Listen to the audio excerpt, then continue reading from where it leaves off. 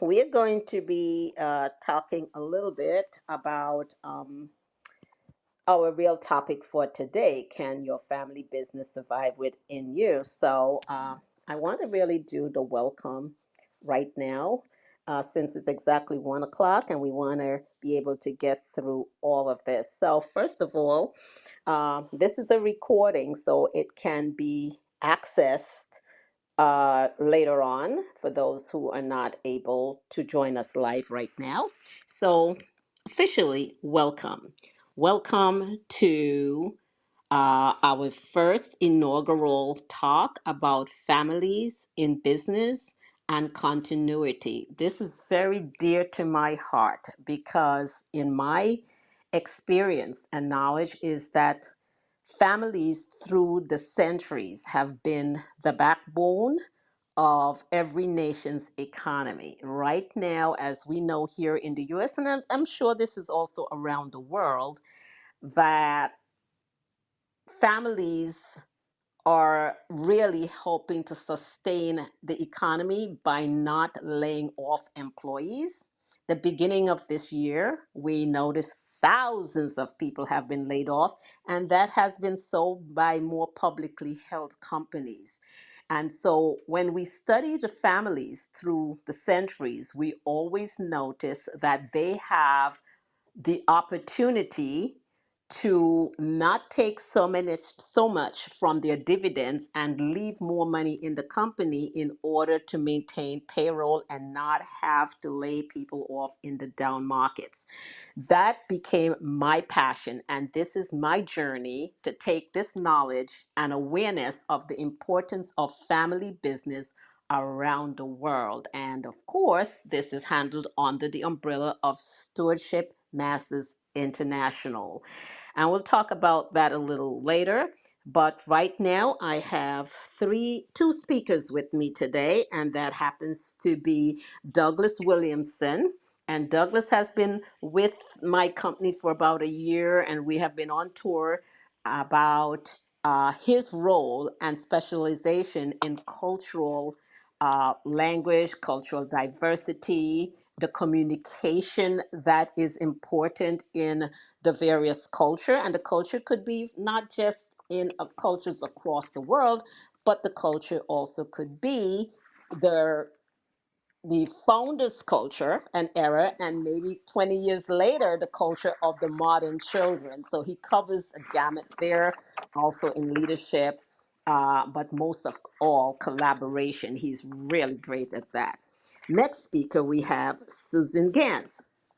Now, Susan, from my experience, I mean, this woman is amazing, but she focuses on, I would say, the as a C-suite strategic advisor, people leadership, and all of that is within the family office, where she has a lot of experience there, working within the family office, working with the C-suiters, and also with people in leadership. And nothing better than being in the family office to govern that. Both of them are going to expand more about that later on. Now, what I really want to talk about, and for those who are listening later, today's topic is going to be on family business survive with you. Can your family business survive with you? Without you. And so many family businesses, I just wanted to share that many family businesses are deeply dependent on the founder's presence, decisions, and relationships. While this can work in the stages, it often becomes a critical risk as business grows and transitions to the next generation. In this conversation, we will explore what true family business continuity requires beyond revenue, beyond growth, and beyond day to day operations. We look at the structural relation and leadership elements and determine whether a business can function, adapt, and endure without its founder at the center. What I want to do is ask Douglas and Susan to first say hello expand upon their experience before we dive into the real question that we are going to ask today. So they say ladies first. I don't know. We are not biased anymore. It could be men's first too. But since we're starting with Susan, Susan, why don't you elaborate a little bit more about your experience before we go into the questions that we are going to ask both of you? Amazing. So thank you so much for the warm welcome, Winnie. I'm honored to be here with you and Doug and the team today. So, brief background about me is I like to call myself a business psychologist of sorts. Mm-hmm. I work with the principals of family offices to get out what's in their heads. And what's in their heads is usually their mission and vision, uh, their strategies, concerns. It all lives in their head. Mm-hmm. So my role is to get it out of their heads to make what's in their heads come to life and surface it, Mm-hmm. and then action on it as a business strategist and an outsourced chief of staff. So I'll leave it there and hand it over to Douglas. Wonderful. Thank you so much for sharing that. Douglas? Hi, Winnie. Thanks for the welcome. And Susan, thanks for passing the ball over to me. I consider myself to be an intercultural leadership specialist and collaboration expert.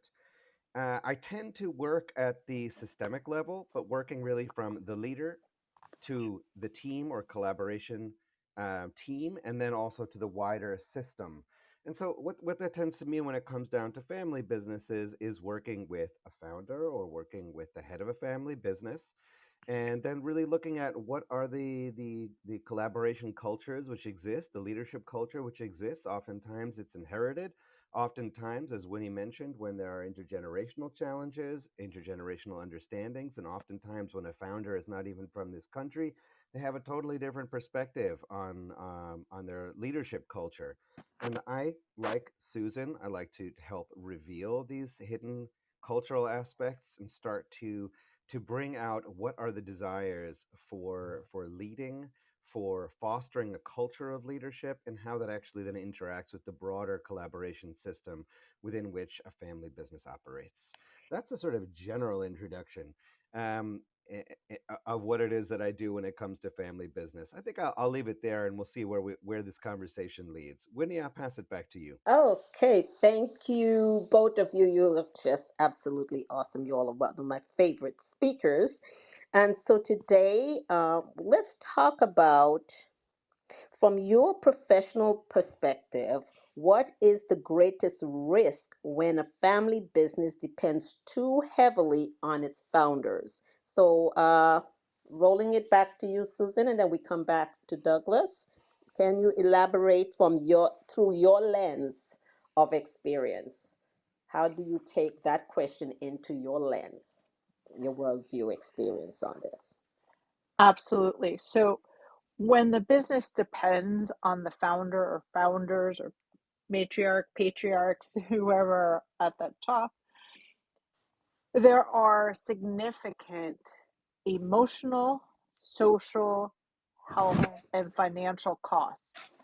As you're talking about running, I'll call it enterprise or enterprises, where that founder or founders, or I like to call them principals, so let's call them principals. Those principals, um, their businesses depend on them. Mm-hmm. So let's talk about health. That can Mm-hmm. cause a lot of stress, which shows itself in a number of different physical issues. Mm-hmm. Emotional and mental health Mm-hmm. impacts all those worries, all those stressors, every operational decision and item, as well as the strategic, goes through them Mm-hmm. when they don't have that bench strength, which we'll talk about later. Mm-hmm. Let's talk about social. When you're so caught up in the day to day of operating your businesses and the entities that you have, Mhm. that could cost you in terms of um, being able to carve out the time to have those relationships with others, with your community, with your friends and family. Perhaps you're missing milestones in your family's lives because you are not having an infrastructure, which we'll also Mhm. talk about later, to enable you to move away. And then let's talk about the financial costs. So Mhm. the financial costs are in the form of potentially opportunity costs, but also real costs. What do Mhm. I mean by that? So from the opportunity cost perspective, if you're in the day to day and you don't have others that you can delegate to, Mhm. then you are constrained with how quickly you can scale Mhm. in your current business, or if you want to explore other opportunities, you just can't because you don't have that infrastructure behind you. Mhm. And real financial costs, when you do find yourself taking stepping away for the business, let's say you're on vacation or what have you, and you're not fully present in the business in the weeds like you Mhm. might be when you're not on vacation, then what tends to happen is that the business goes south because there's no ownership per Yes. se Mhm. of things that are going on. Mhm. So those are the four overall buckets of cost Mhm. that happen. Okay. Wow. And that is something, honestly, that needs to be forefront in our being able to understand as consultants in questioning the founder and bringing this awareness to the founders. Would you say so? Yes, no? That's this Yes, is absolutely. definitely a key area to do that. Alrighty. So, Douglas, the same question for you. Thanks. Thanks. I really like the way that Susan frames the challenges of dependency as costs. Those Mm-hmm. are interesting ways. I would sort of put them through my own focus lenses. So, from a leadership perspective, and she has mentioned the word ownership, which I think Mm-hmm. is sort of falls directly into that. Mm-hmm. When there's a founder dependency, it's not about whether the leadership has been it's a leadership strength that's held too long. Yeah. It's that there's no transfer of that Mm-hmm. function. and, Yes. and that's really a problem when there's a dependency, that the function of leadership is just not transferred to anybody Mm-hmm. else. Yes. And so when the leader is not in a room, who's actually going to lead decisions or make decisions? Yes. A lot of times, what I think goes on, and maybe Susan will back me up here, is that founders or the the leaders at organizations tend to put a kind of they put a dependency on themselves, and they put themselves into kind of a hero position. But that's very damaging. It's a tremendous amount of pressure and stress that just falls on one person's shoulders. Now, if a founder does that, and oftentimes I've seen that founders do that, they take everything upon themselves and they optimize themselves then to be indispensable, but it doesn't help for the survival of the actual business. And Mm-hmm. so they don't allow themselves to become catalysts for other people to make decisions. They just retain that power for themselves. Yes. One of my own personal mantras for working with people is that comfort doesn't sharpen anyone, and that is exactly applicable to the succession conversation or to power sharing or leadership sharing within family businesses. A lot of times, family businesses will just avoid that conversation because it's just a hard conversation. Who Mm-hmm. is going to take over? Who is going to actually lead the decision? Yeah. That is a major leadership challenge that I see Mm-hmm. frequently within family businesses. Mm-hmm. Another challenge or another lens that I like to look through, as you mentioned, that I focus on collaboration. And when founder dependency happens, there's a collaborative power vacuum. There's no Mm-hmm. decision making outside of the the leader, um, or the relationships or institutional memory. They're just not distributed.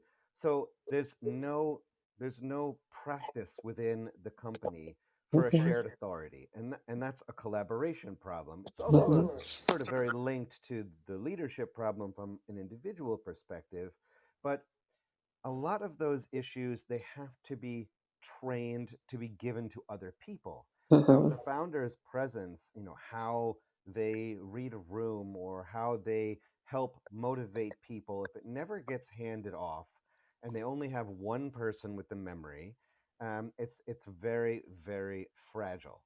as Mhm. as Susan said, because of those costs and pressures, that there can be breakdowns Mhm. in health, mental health, stability.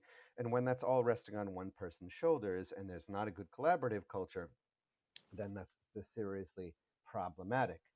And then from a cultural perspective, when we think about culture as the operating system for a family business, in the founder dependent businesses, that culture is really just one person. It's just their Mhm. instincts, and it's if it's not documented or made visible, that's not really fostering a good culture for the company, Mhm. because culture is what's going to help run that business or company when the founder isn't in the room, Mhm. or when nobody's watching. Mhm. So the the challenge the challenges in general, um, for dependent, when there starts to be some dependency, really Mhm. comes down to how can you start to distribute and create a culture of distribution and collaboration within family businesses that is going to create a more resilient and a more sustainable family business.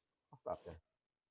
This is powerful. What both of you have just mentioned is so powerful.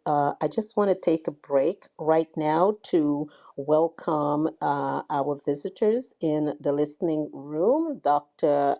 AKAB and Chief. Of course, I'd have to click on your names to get your full names, but I know it's Chief Joe and we have Omar.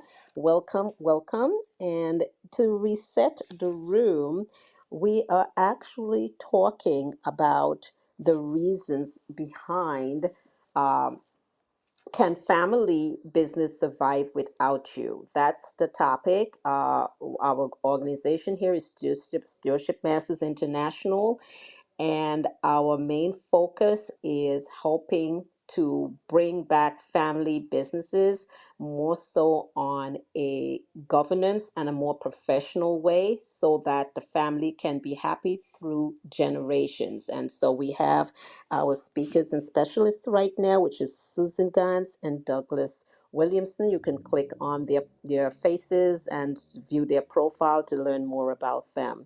So the question at hand is, and this is what the question is, from their professional perspective, what is the greatest risk when a family business depends too heavily on its founders? This is the core question. And of course, they both shared a lot of from their lens of exactly what they see that could definitely be that risk. Of course, for those of you that came on later, this is a replay. And this program continues every Wednesday at 1 o'clock, ending on August 26th. Click on to our house and look at all our topics so that you can continue. Of course, all our visitors could raise their hands, and if they would like to chime in, we can bring you up and you can give us your perspective, especially if you are a founder of a business or if you're in the family. That being said, we're going to move on to how do we reduce founder dependency? Since, from my perspective, one of the challenges is the dependency on that founder. Susan, would you like to talk about how can we reduce the founder dependency, which is to me has been a major issue? Yes, absolutely. So, to me, succession planning is not optional. Mm-hmm. Whether you're in a family business or not a family business, I advise all businesses, especially at the start, to think of succession planning Mm-hmm. and to action on it.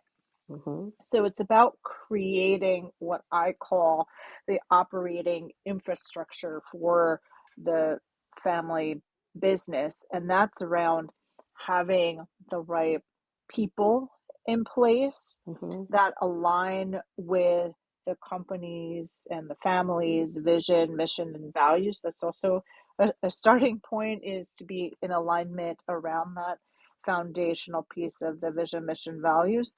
Mm-hmm. And it's about having documented processes. And especially if that business is going to continue or to be sold at some point, Mm-hmm. because documented processes can contribute upwards of 20 to 40% of a lift in valuation as a result of having those things in place. Mm-hmm. And then it's having technology, not for technology's sake, but to Mm-hmm. have technologies that can support various processes, and technology that could augment other processes, augment the humans' thought process, so humans can focus on more strategic items or can enhance their strategic thought processes. So it's Beautiful. again about having this full operational infrastructure of people, process, and technology. So I will leave it there. Well, very good. And that's very important on reducing founder dependency because I believe so much in the fact that we should all, well, let me take that back. That's not fair.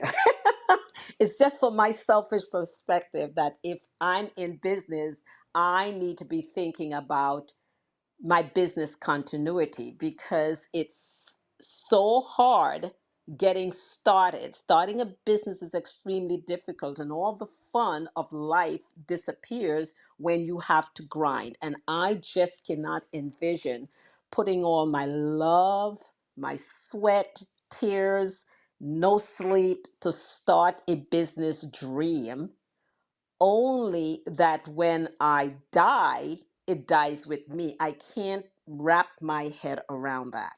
And so, in my mind, if I'm starting a business, I don't care what it is, I need to start it in a way that it could continue. Even if I have no children, even if my children do not want part of it. I still need to ensure that how I'm building this, that if someone buys it from me, that that vision stays firm in a way and that the continuity that it can be continued and that it doesn't die after I die. So, Susan, what you've just shared about the importance of the processes that need to be in place is so important. Now, I want to reach over to Douglas on the leadership aspect in the organization resiliency. How does leadership impact the organizational resiliency?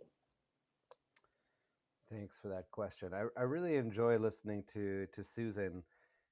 What was resonating to me about what she said, and I think that also comes through, Winnie, when you're talking about that emotional connection that you have to what it is that you've built. Mm-hmm. And Susan mentioned the vision and the values and an alignment in the vision and the values. And I think that when you come to uh, talking about a founder and their leadership of a business and a company, and how that actually then can be transferred beyond them, potentially to other members of the family, or even, as you say, if they're going to sell the company, they still care about it, and they still care about what it is that they put into it, what meaning that has generated for clients over the course of their work as the leader of that business. And so, from a leadership perspective, I think that there are some real emotional and psychological challenges that leaders, especially founders, have when thinking about transferring leadership. It's a Mhm. loss. There's a loss that they have to be ready for. It requires some humility, but Mhm. of course, as you say, like everybody is going to die, and everybody is not everybody is going to be able to run their company at at the same level of strength or intensity as when they first started their business. Mhm. That's those are real things. Now, Mhm. the I think from my perspective when thinking about leadership is that really strong leadership does require a certain level of humility and Mhm. realism, as well as Mhm. understanding that leadership needs to be shared at some point in time for anything to have a lifespan beyond the strength, energy, and commitment of the founder. Mhm. So, from a leadership perspective, and thinking about how do you actually move from that sort of singular leader or founder to sharing power, sharing leadership. Um, as Susan rightly mentions, that there is an aspect of having an alignment between vision and values, but I would say that at a very elemental level, it's about fostering trust and Mhm. it's about gaining trust from people who may be stepping into leadership positions. Mhm. One of the things I notice out there in the world right now is that there's a tremendous amount of sort of fractional leadership which happens, which Mhm. I find to be very difficult to imagine for family businesses or for founders who really care about their businesses. Mhm. I don't perceive that people want to hand off their businesses to people who haven't been a part of building the company or really adapting and aligning themselves with the culture and the vision and values of that company. Mhm. So I think that from a leadership perspective, there's certain levels of humility, and there's also a lot of trust building which needs to occur, and those things take some time. I think when you're talking about family businesses, that oftentimes there already is some implicit trust that Mhm. is present when you're talking about passing on a family business to another family member. That you have an advantage, sometimes Mhm. it's a disadvantage if there has not been, if there are emotional or psychological wounds within that family or Mhm. even within the family business. Mhm. Those can be very difficult to overcome. I, Mhm. I would say from a leadership perspective, uh, whenever a leader has to or is confronted with these kinds of questions, and those are hard questions for a leader to hear or a founder to hear. Say to say to a leader, listen, what's your plan? Mhm. How are you going to repair yourself emotionally and psychologically in order to give up power in this thing that you created? Those are very serious questions. I'm sure that Susan has come into contact with that question when dealing with leaders, as I'm sure you have too, Winnie. Mhm. So I would say that when we're talking about leadership, we have to go to some very basic values about what's the level of preparedness for a leader in order to start having those difficult conversations, Mhm. and then to really think about those very elemental aspects of trust. How do you foster the trust, or have you fostered the trust with other people in order to be able to start to relinquish some of the power that you Mhm. have of your own company? I'll stop there. Awesome. Awesome. Thank you for sharing that as well, Douglas. And between you and Susan, I'm going to ask both of you to give from your lens. How do you make a company less dependent on personal relationships? Because for business continuity that is built on personal relationships, I need to understand or have you share your perspective of, is it a risk or not? Hey, Winnie, before we answer that question, I feel like that you got something in mind there when you ask that question. It's a little bit vague for me. Oh, okay. Could you sharpen that a little bit, or say like sort of what's behind that question? On the personal relationship aspect, well, Yeah. before I actually give my opinion on it, which I'll come behind, I'm going to ask Susan about it because Susan has a background in psychology, right? And working in the chief of staff and all of it. And Susan, do you understand where I have with that? And then I come back with mine.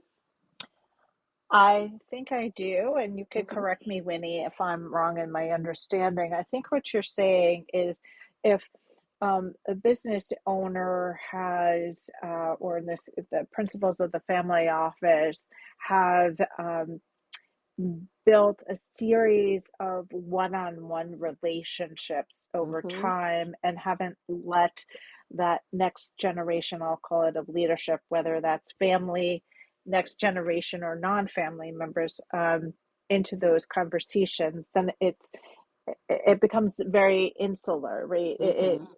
And then it can't be passed down. So first of all, did I capture what you Yes, were yes, alluding to? yes, yes, yes, Okay. yes, yes. That's good when we're talking all the same language. Yes. Um, so I think it also goes back to the points that Douglas was making around trust, Mm-hmm. because that is the biggest thing I think that holds principals of families offices back, is that it's not necessarily that they're so tied into doing some of the operational stuff.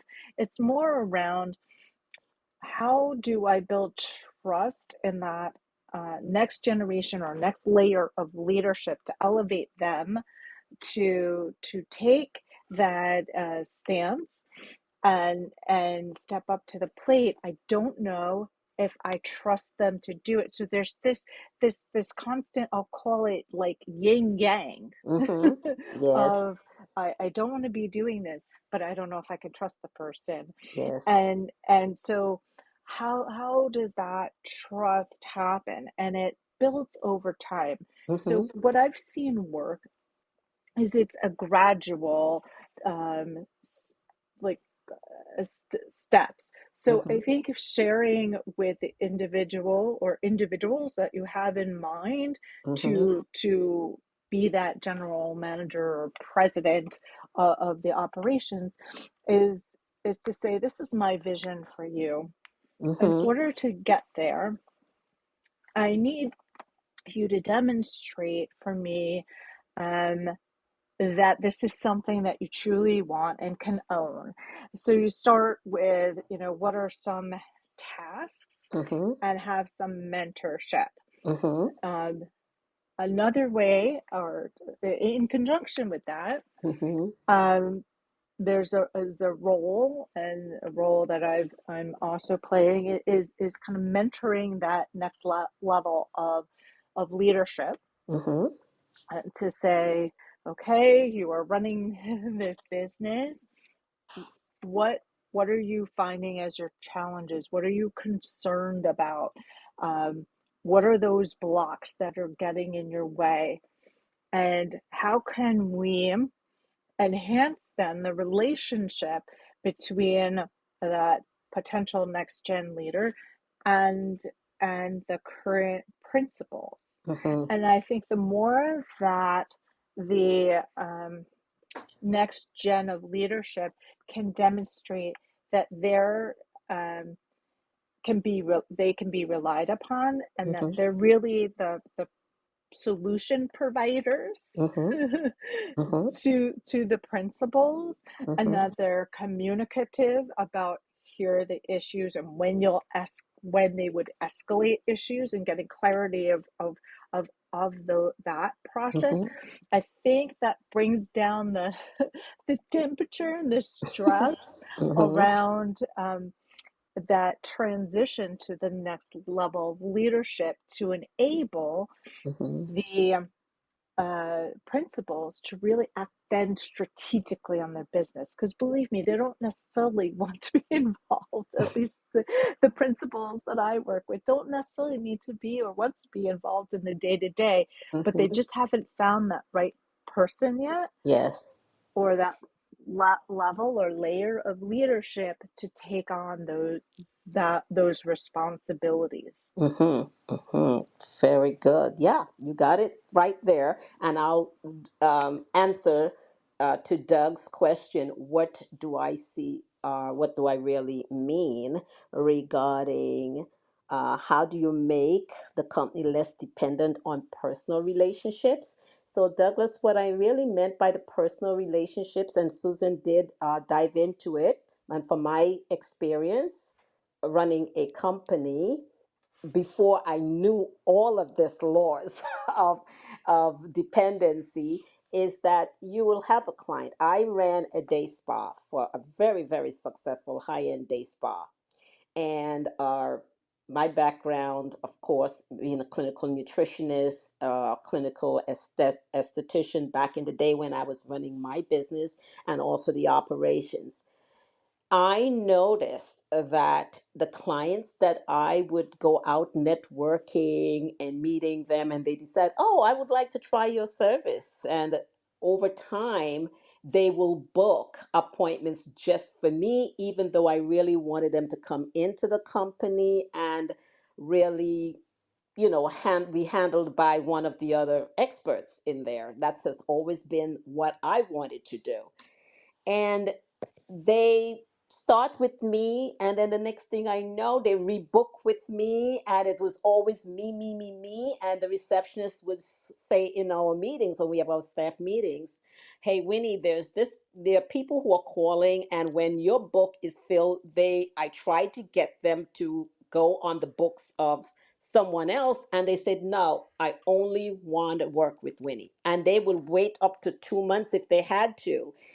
To me, that was a problem. But at the young years of when I did that, I didn't understand how do I communicate that out. It's only later when I took more business classes and get more involved in the transitions and successor planning that I really understood the language in how to start this off from the beginning. How do I have a coffee break with those clients and really help them to understand that they have to trust me when I recommend someone else to them. The trust factor, as Douglas shared, both of you, it's all about the trust, right?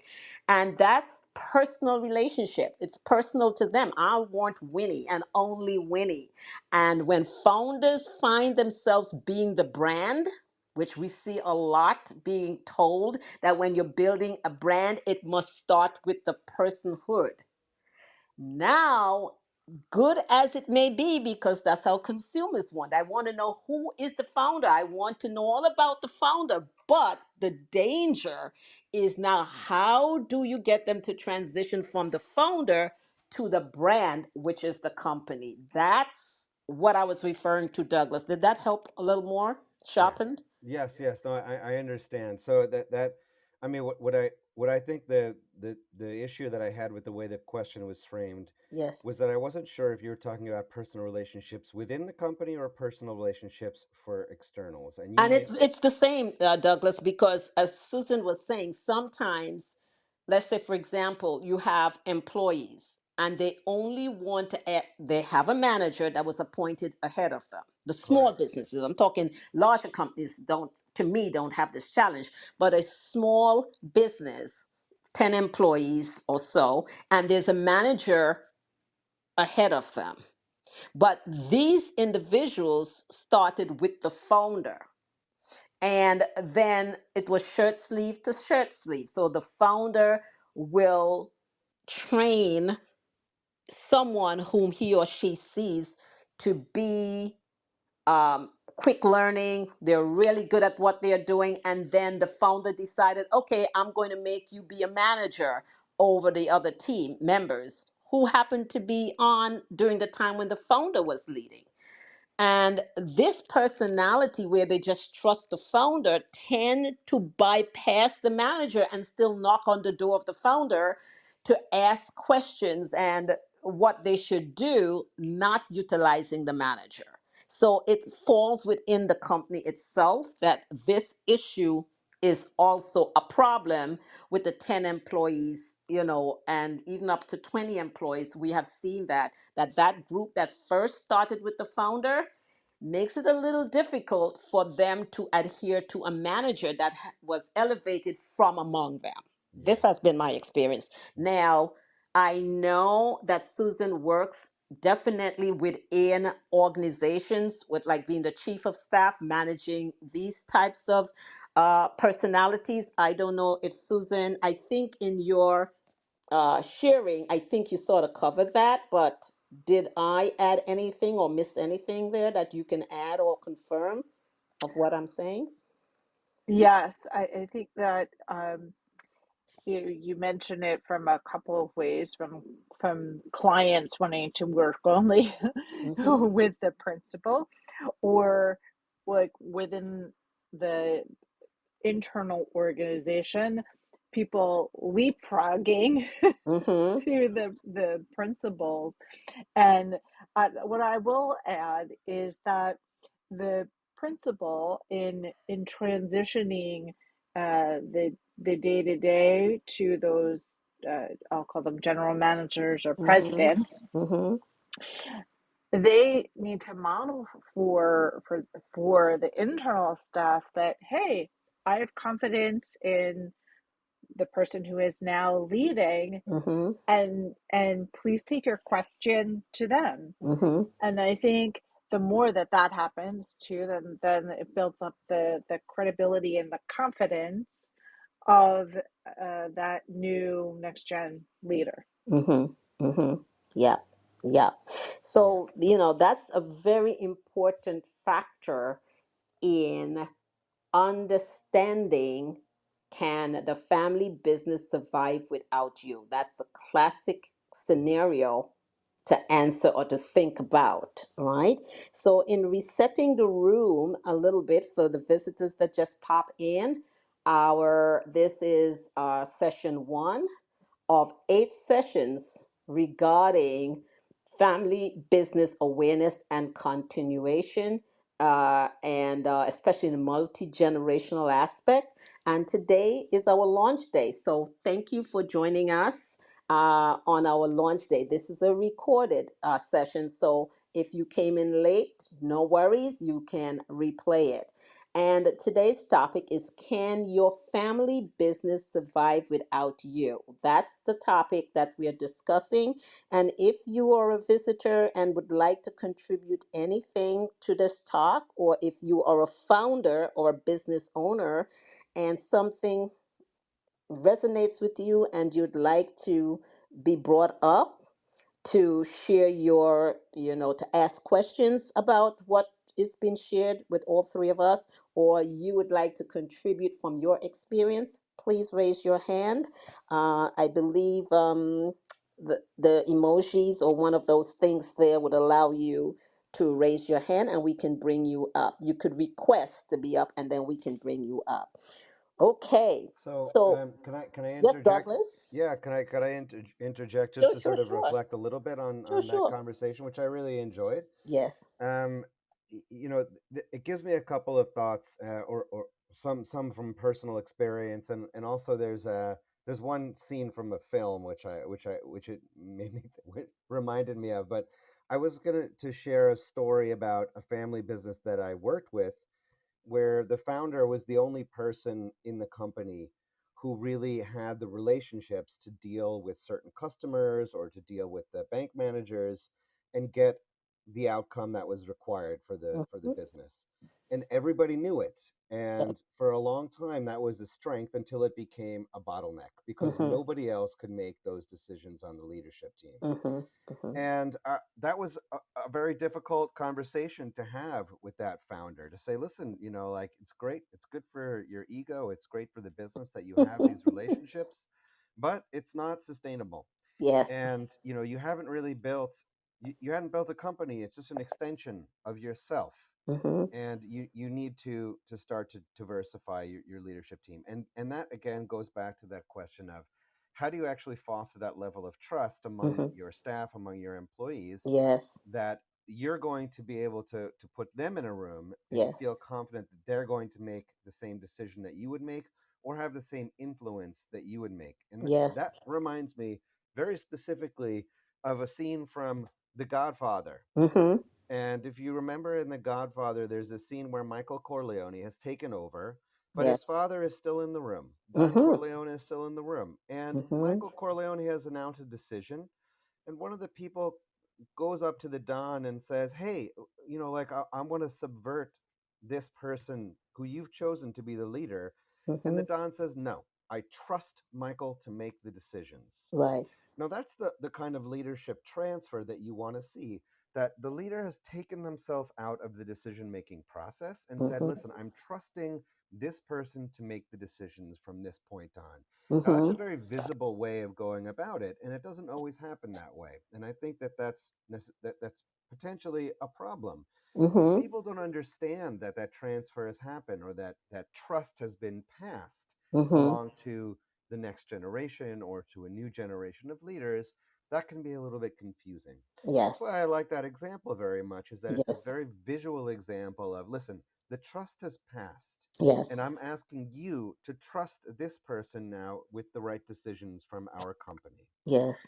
I think that's um, excellent example of exactly what we're talking about Yes. as far as leadership transfer and trust transfer in a very public way. Mhm. That doesn't always happen. And I think Yes. that that's, as we've identified as well, for founders, it's very difficult to foster that, and Yes. also to do that transfer to a new generation in front of trusted clients. And Yeah. so the question about um, those personal relationships is that those personal relationships don't always transfer, and it's Mhm. difficult to do that. If Yes. you found if you've started the relationship with me and we have a 20-year relationship, and then I say, listen, I want to pass our relationship and 20 years of trust on to this other person.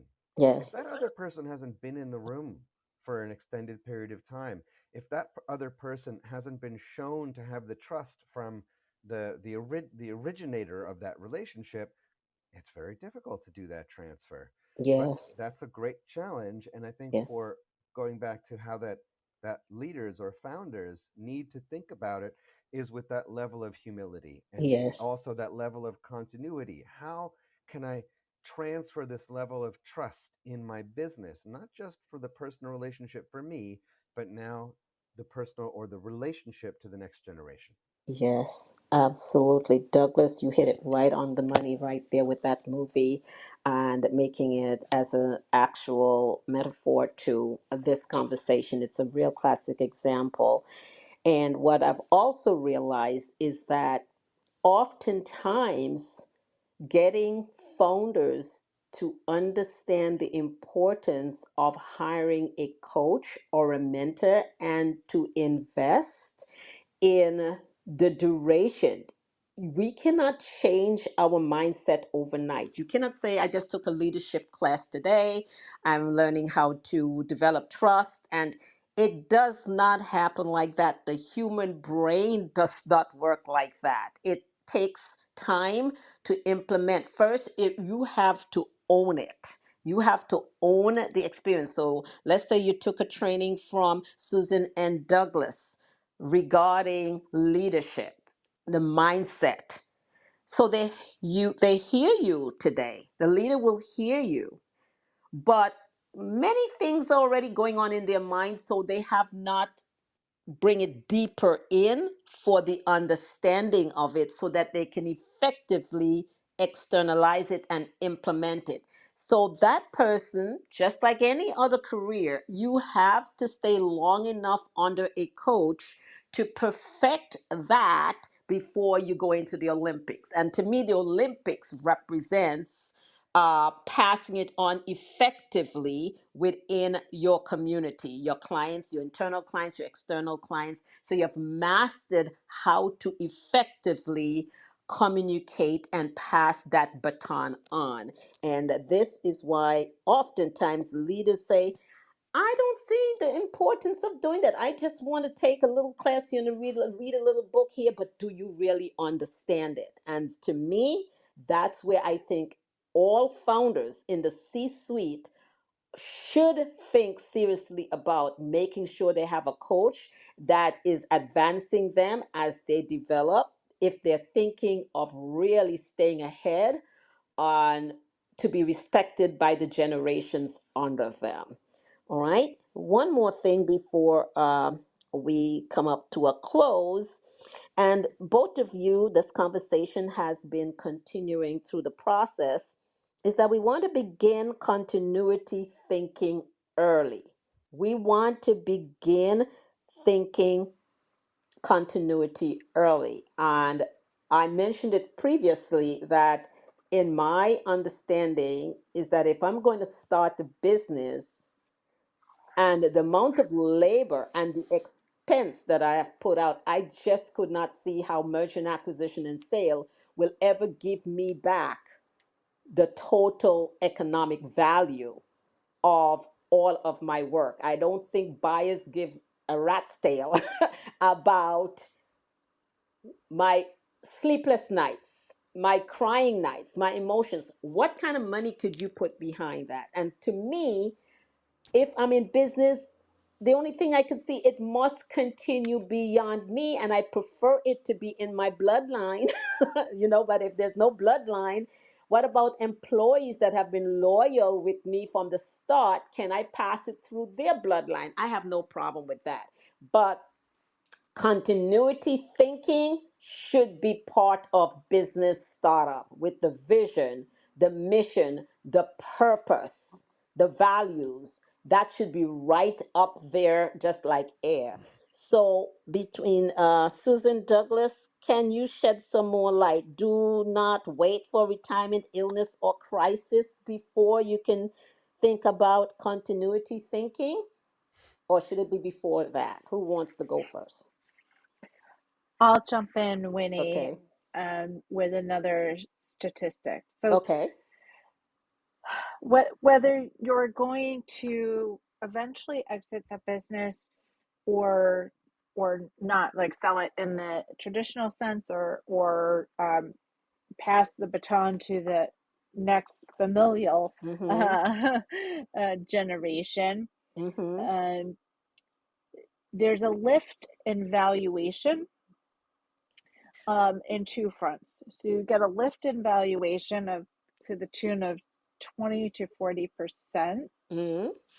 um, when um, there are mechanisms and people in place. So there's not that key person or key people dependency.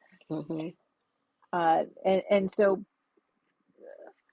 great succession, like well planned successions, Mm-hmm. do have an economic value. Mm-hmm. So I will say that. And I will reiterate what you said about, mission, vision, values, Mm-hmm. purpose. Mm-hmm. So it's really knowing what is it at the end of the day? What are those long-term goals Yes. that the principals of the family business and family office want to see happen in each of Mm-hmm. their operating entities and charitable endeavors that they might have, and then really, assessing, okay, where is the bench strength in each of these different entities that I might have, and where do I have gaps, and how am I going to address those gaps, and how much do I want family members to be involved, or a combination of family members and external